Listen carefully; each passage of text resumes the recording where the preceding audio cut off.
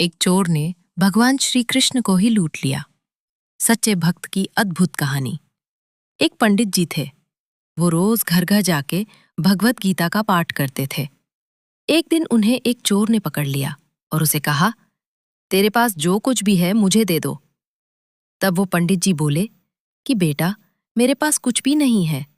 तुम एक काम करना, मैं यहीं पड़ोस के घर जाके भगवत गीता का पाठ करता हूँ। वो यजमान बहुत दानी लोग हैं। जब मैं कथा सुना रहा होऊंगा तुम उनके घर में जाके चोरी कर लेना। चोर मान गया। अगले दिन जब पंडित जी कथा सुना रहे थे तब वो चोर भी वहां आ गया। तब पंडित जी बोले कि यहाँ से मीलों दूर एक गांव है वृंदावन। वहां पे एक लड़का आता है जिसका नाम कान्हा है। वो हीरो जवाहरातों से लदा रहता है। अगर कोई लूटना चाहता है तो उसको लूटो। वो रोज रात को पीपल के पेड़ के नीचे आता है जिसके आसपास बहुत सी झाड़ियां हैं। चोर ने ये सुना और खुशी खुशी वहां से चला गया।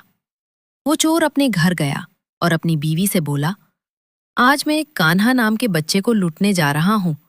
मुझे रास्ते में खाने के लिए कुछ बांध कर दे दो। पत्नी ने कुछ सत्तू उसको दे दिया और कहा कि बस यही है जो कुछ भी है।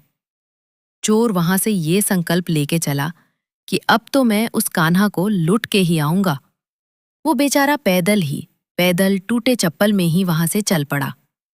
रास्ते में बस कान्हा का नाम लेते हुए वो अगले दिन शाम को वहां पहुंचा जो जगह उसे पंडित जी ने बताई थी। अब वहां पहुंच के उसने सोचा कि अगर मैं यहीं सामने खड़ा हो गया तो बच्चा मुझे देखकर भाग जाएगा, तो मेरा यहां आना बेकार हो जाएगा। इसलिए उसने सोचा, क्यों ना पास वाली झाड़ियों में ही छुप जाऊं। वो जैसे ही झाड़ियों में घुसा, झाड़ियों के कांटे उसे चुभने लगे।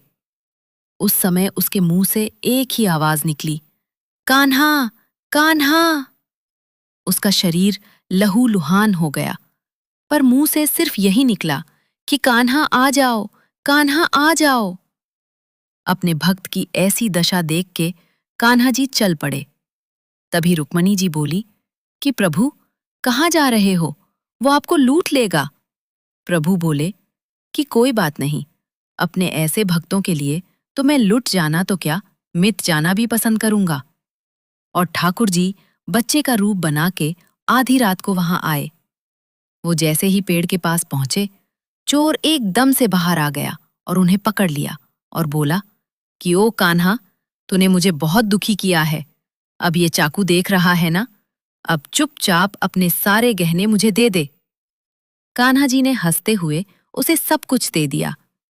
वो चोर हंसी खुशी अगले दिन अपने गांव में वापस पहुंचा और सबसे पहले उसी जगह गया जहां पे वो पंडित जी कथा सुना रहे थे।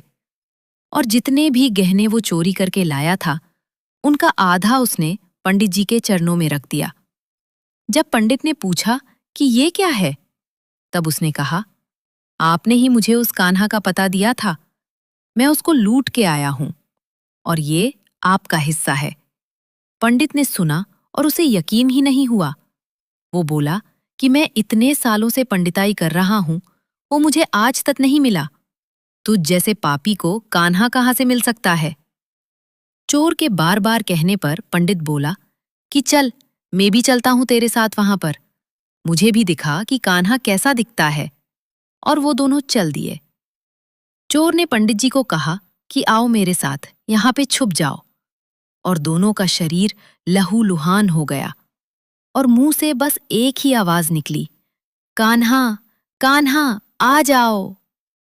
ठीक मध्य रात्रि कान्हा जी बच्चे के रूप में फिर वहीं आए और दोनों झाड़ियों से बाहर निकल आए।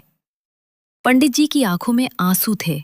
वो फूट फूट के रोने लग गया और जाके चोर के चरणों में गिर गया और बोला कि हम जिसे आज तक देखने के लिए तरसते रहे, जो आज तक लोगों को लुटता आया है, तुमने उसे ही लूट लिया।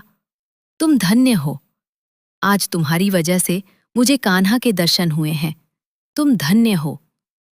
ऐसा है हमारे कान्हा का प्यार अपने सच्चे भक्तों के लिए, जो उसे सच्चे दिल से पुकारते हैं तो वो भागे भागे चले आते हैं। मेरो तो गिरधर गोपाल, दूसरो न कोई।